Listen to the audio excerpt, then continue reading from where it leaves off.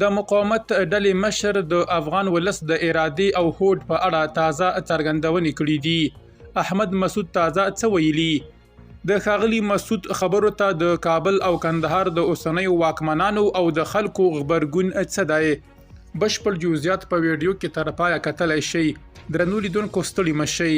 د مقاومت ډلې مشر وایي چې د ده له ډلې سره د مبارزې لپاره د افغانانو اراده او غوښتنه ډیره شوې ده. احمد مسعود ډیره کړې چې له اسلامي امارت سره د مبارزې لپاره د ولس د همکارۍ ډیرې استوزې ورته رسیږي.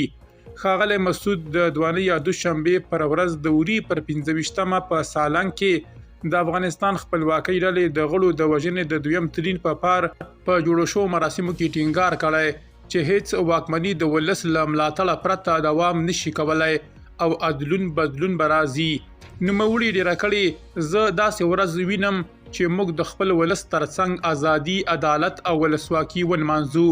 هغه اسلامي امارت پر ظلم او وحشت تورن کړی او پر ضد یې د مخالفو خوځښتونو د یووالي پر اړتیا ټینګار کړی دی.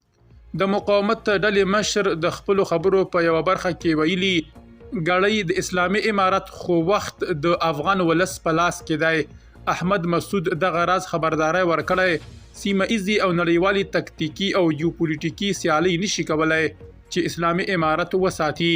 ښاغلی مسعود چې دم ګړی په خپله له هیواده بهر ژوند کوي د اسلامي امارت له مخالفو خوځښتونو څخه یې غوښتنه کړې تر څو د توکم جغرافیې او ولایت په نوم د اسلامي امارت دسیسې ونه مني.